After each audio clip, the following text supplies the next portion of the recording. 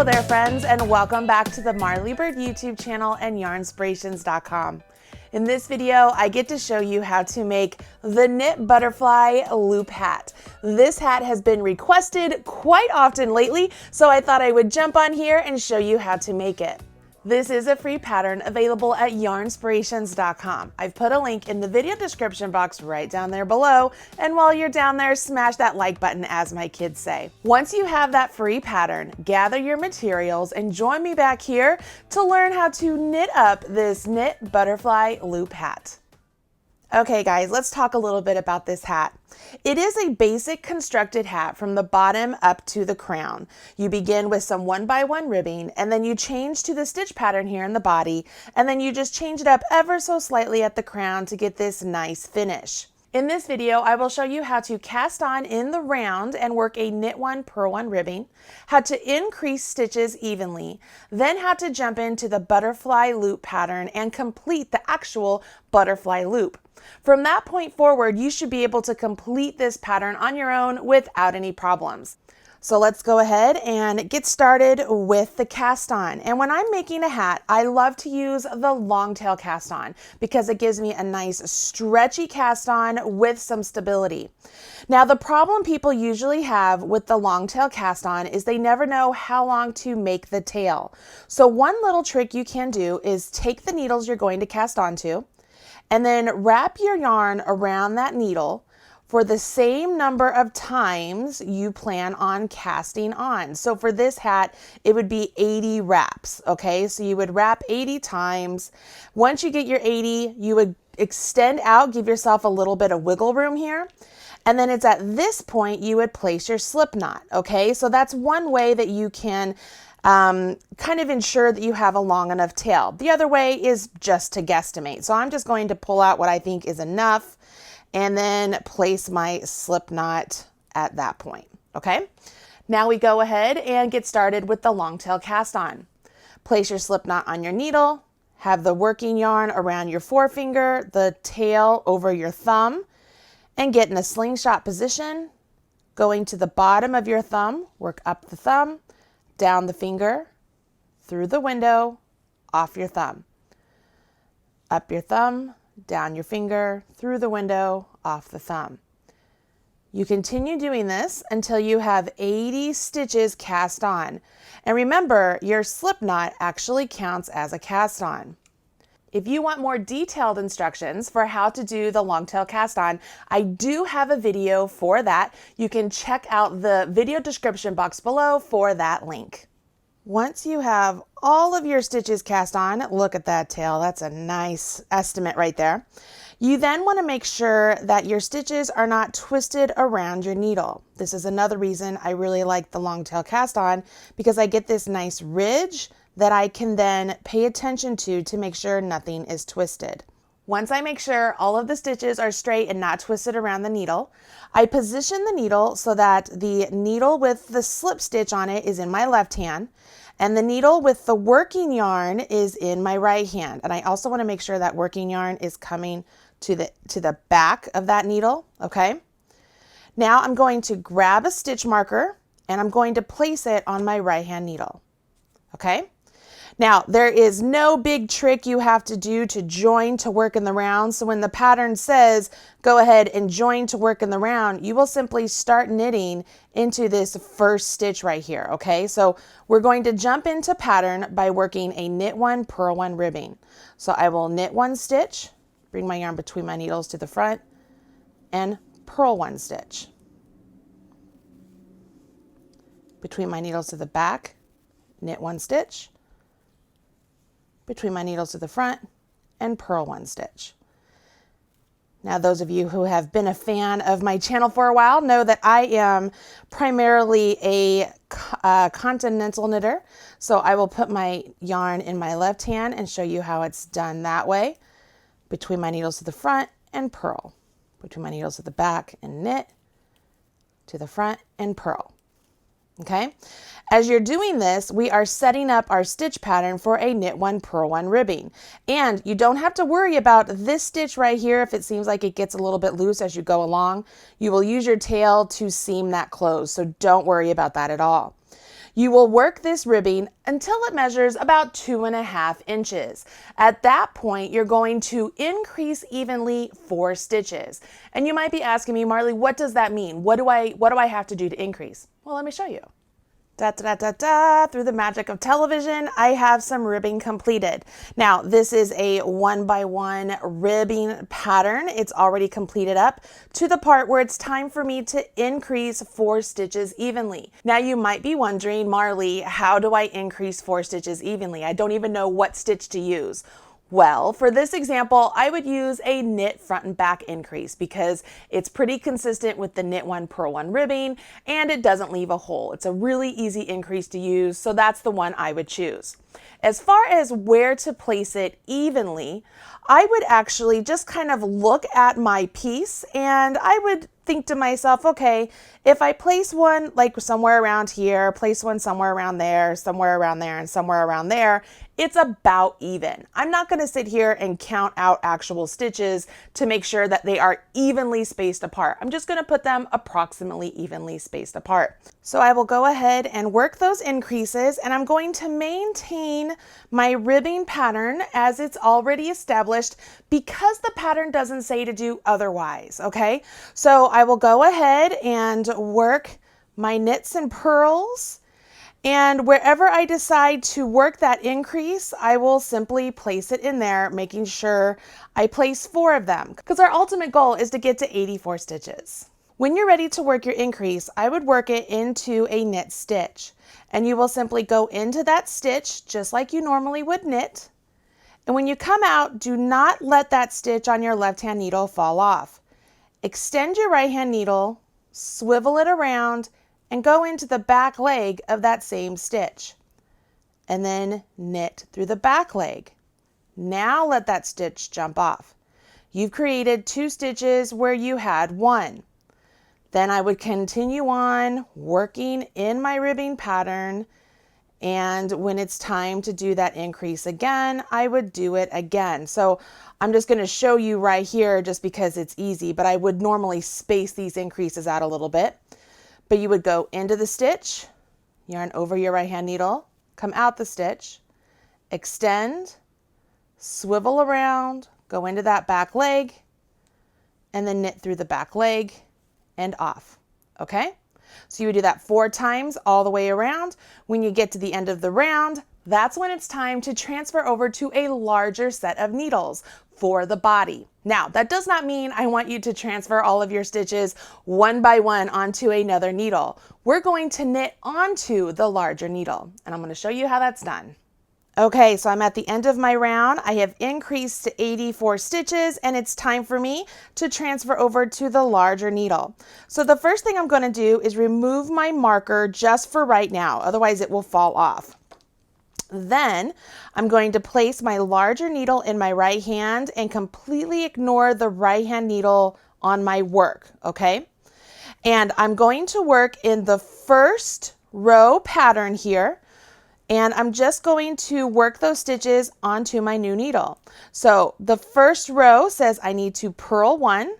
So I'm going to go ahead and use it in my left hand. So I purl 1. And then the next stitch is knit 1 through the back leg. So I bring my yarn to the back, and I'm going to go into the back leg of that next stitch. Very similar to when we did the knit front and back, we're going into the back leg, and I'm just knitting it and off. Then between my needles, and I purl 1, between my needles, and I knit 3. And what we're doing here is we're establishing our stitch pattern for the body, and at the same time putting our stitches on the larger needle. So I'll do that all with the yarn in my other hand as well. So I bring my yarn between my needles to the front, and I purl 1. This is my repeat, you guys. So I purl 1, between my needles to the back. I'm going to knit 1 through the back leg. So I go through the back leg, and I knit 1. Bring my yarn to the front, and purl 1. Bring my yarn between the needles to the back, and I knit 3.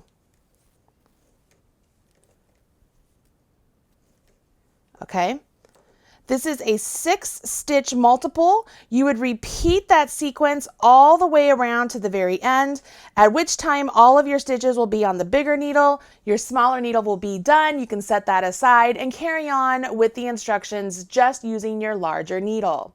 You'll notice in the instructions, rounds 1 through 3 are all the same. And what it's doing is it's establishing your stitch pattern, okay? So you have this purl stitch over here, you have a twisted knit row, a purl, and then 3 knits.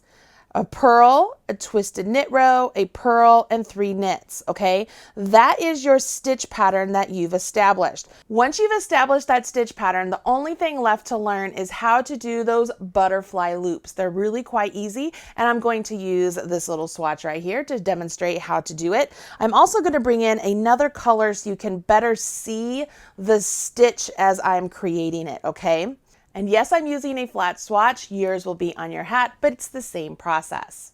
Okay, so right here, we would go ahead and we would purl 1 stitch. So I'm going to go ahead and purl 1 stitch. And this would be round 4. I'm going to knit 1 through the back loop or the back leg, just like I did before, and then purl 1 stitch. Now, this is where the butterfly loop happens. It happens in this set of 3 knits, okay? You're going to skip this first stitch and go over to the second one. Then you're going to count down 3 rows. So this is row 1, row 2, row 3. You're going to take your right hand needle and stick it right into the center of that stitch on the 3rd row. Okay, so I just stuck it right through that stitch. I'm going to yarn over my needle and then pull that yarn over up and just extend it up. Okay, that's my loop. Now I will go ahead and knit 3 stitches. So knit 1, knit 2, knit 3. And I'm going to show you something here. I like to use my left hand needle. We're going to go back into that same space where we pulled up that loop. So I'm going to go into that same space and stick my left hand needle in there. I'm going to yarn over my left hand needle. Okay, so I yarn over my left hand needle. Sometimes it's easier to hold it with my left hand. And then pull that loop up with my left hand needle. Once I pull that up, I'm going to transfer it over onto my right hand needle and then carry on. Okay, so can you see here? I now have loops pulled up from 3 rows down. So that's the 3rd row down. I pulled up a loop there and I pulled up a loop there, and they're resting on either side of those 3 knits. Okay, so that's the repeat. Let's do this again. We're going to purl 1, knit 1 through the back leg, and purl 1. Now we're going to do the loop.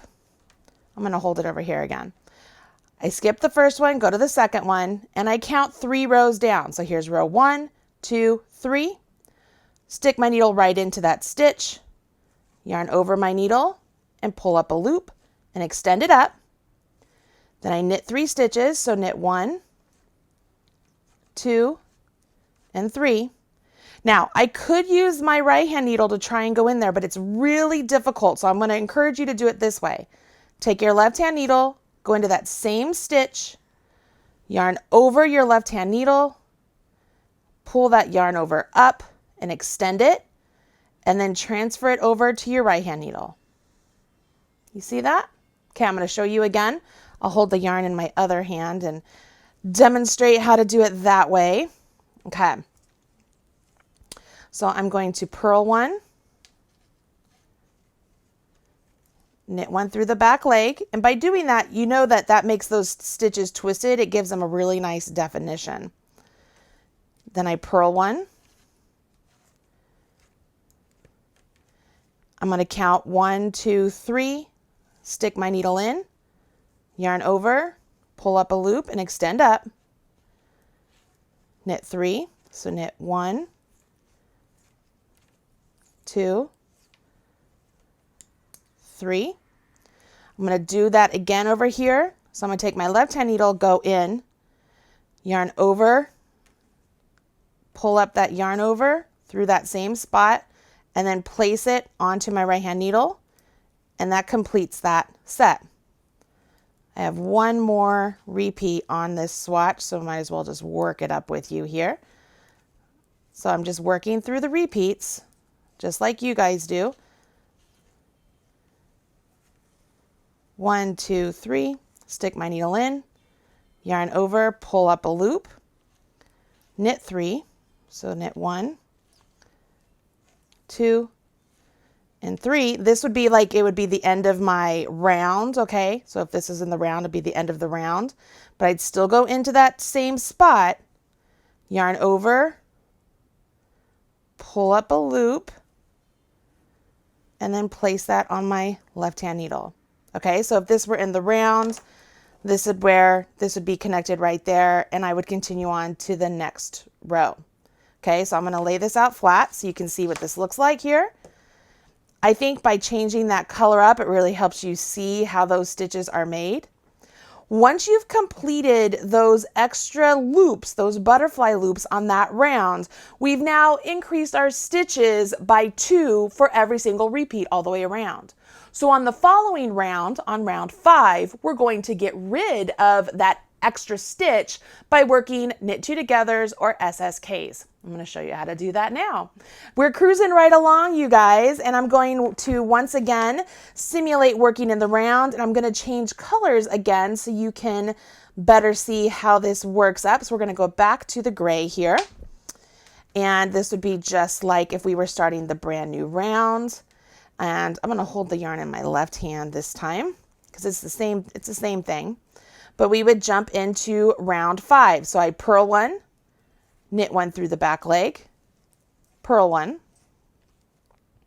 Now I'm going to knit 2 together through the back leg. So I'm going to go in through the back leg of the loop I pulled up and the back leg of the stitch. Can you see that?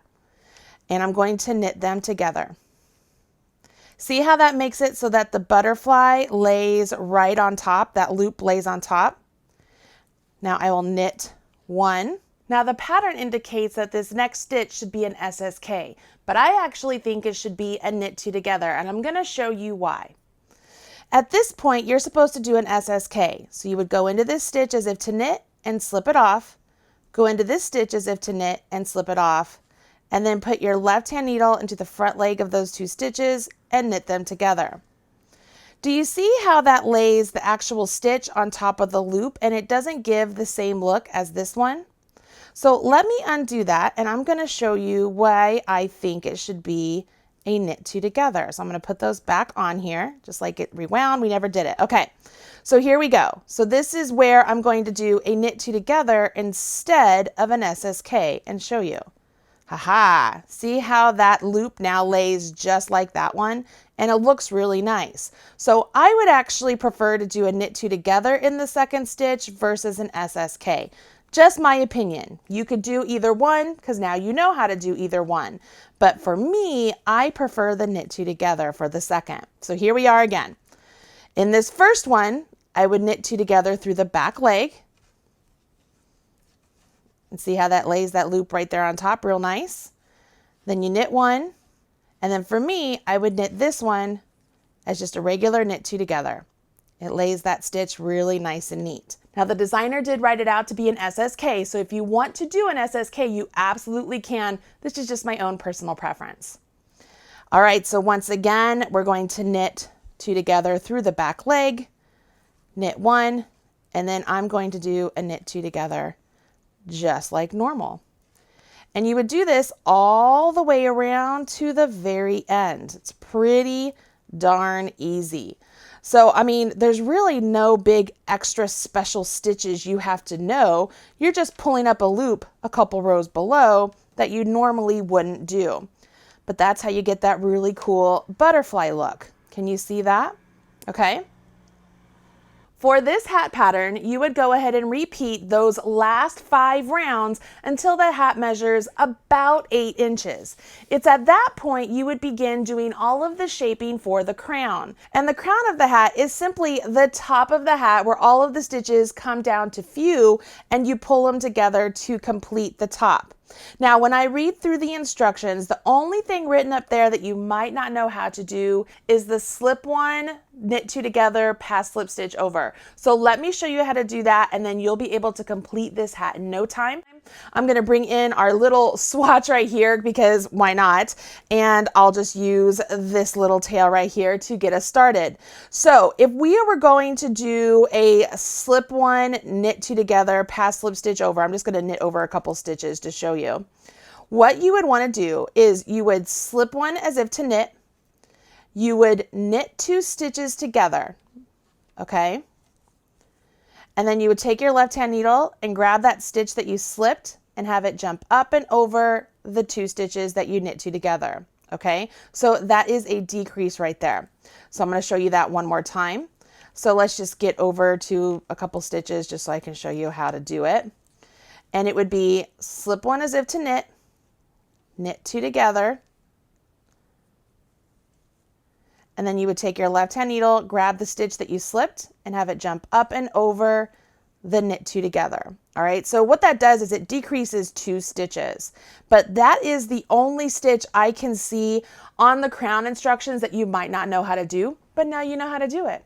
So now you can go ahead and grab some lovely yarn and make this beautiful knit butterfly loop hat for you or your family. You will love it. It is so squishy and awesome, and this stitch really is a lot of fun to make.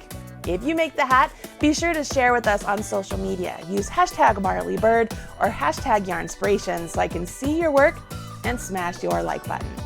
Bye everybody. Thanks so much for joining me on the Marley Bird YouTube channel. If you liked what you saw, don't forget to hit subscribe. I've put a link right over there, or you can watch a couple of the videos I've already selected for you right down there.